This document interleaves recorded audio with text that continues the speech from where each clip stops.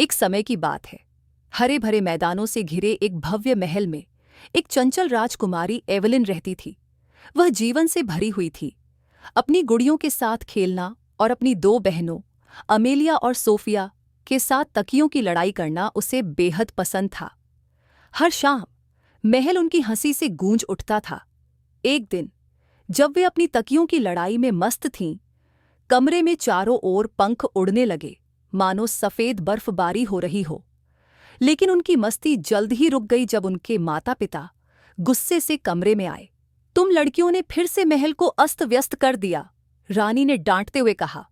सजा के तौर पर अमेलिया और सोफिया को 1 महीने के लिए ग्रीष्मकालीन महल भेजा जाएगा। शायद तब तुम सभी जिम्मेदारी समझोगी, राजा ने कठोर स्वर में कहा। एवलिन का दिल टूट गया। वह अकेले नहीं रहना चाहती थी।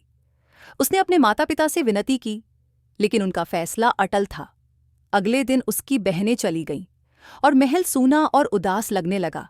लेकिन तभी एक नया परिवार पड़ोसी महल में आ बसा। उनकी बेटी जैस्मिन एवलिन की ही उम्र की थी। वह हंसमुख, ऊर्जावान और खेलों व रोमांच से उतनी ही प्रेम करने वाली थी जितनी एवलिन। जल्द ही दोनों सबसे अच्छी दोस्त बन गईं। वे महल के बगीचों में घूमतीं, विशाल गलियारों में लुका छिपी खेलतीं और फिर से तकियों की लड़ाई करने लगीं। एक दिन खेल के दौरान एक तकिए से एक अजीब नीला पंख बाहर निकला और धीरे से जमीन पर गिरा। वह साधारण पंखों की तरह नहीं था, वह रहस्यमयी चमक से जगमगा रहा था। जिज्ञासु होकर जैस्मिन ने उसे उठाया। ये पंख जादुई लगता है। एवलिन की आंखें चमक उठीं। चलो इसे आजमाते हैं। वे दोनों उसे लेकर महल के बगीचे में गईं, जहां एक मुरझाई हुई गुलाब की झाड़ी थी। एवलिन ने पंख को धीरे से फूलों पर घुमाया। जैसे ही पंख उनके ऊपर झूला, वे तुरंत खिल उठे, चमकीले लाल, गुलाबी और पीले रंगों में। ये तो कमाल है, जैस्मिन ने आश्चर्य से कहा। दोनों ने पूरे महल में पंख की जादुई शक्ति को परखना शुरू कर दिया। टूटा हुआ फव्वारा, पंख ने उसे ठीक कर दिया। झूला जो टूट गया था, वह फिर से नया जैसा हो गया। उदास पिल्ला, पंख के छूते ही वह खुशी से पूंछ हिलाने लगा। लेकिन जल्द ही उनके मन में एक सवाल उठा। यह पंख आया कहाँ से था, और क्या यह और भी कुछ कर सकता था? उस रात एवलिन सो नहीं सकी। वह लगातार नीले पंख के बारे में सोचती रही। क्या इसमें कोई और रहस्य छिपा था? आखिरकार वह चुपके से उठी, तकिए से पंख निकाला और फुसफुसाई, अपनी असली शक्ति दिखाओ।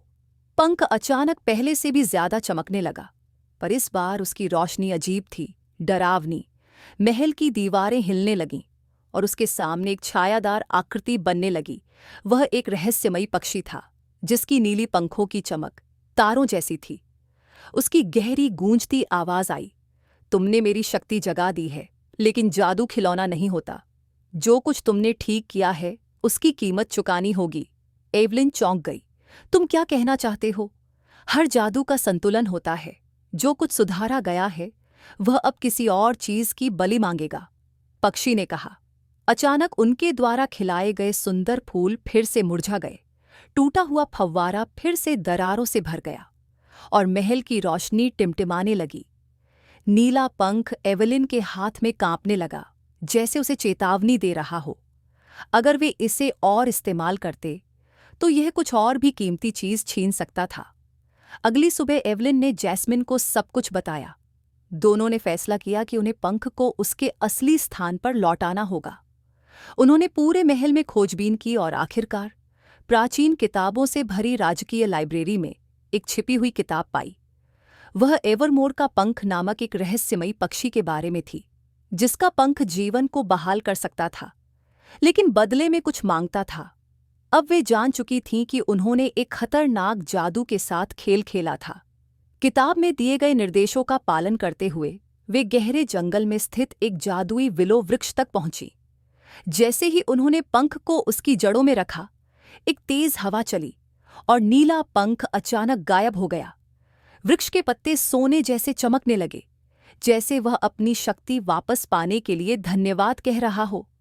दोनों लड़कियां महल लौट आईं, जहां अमेलिया और सोफिया भी वापस आ चुकी थीं।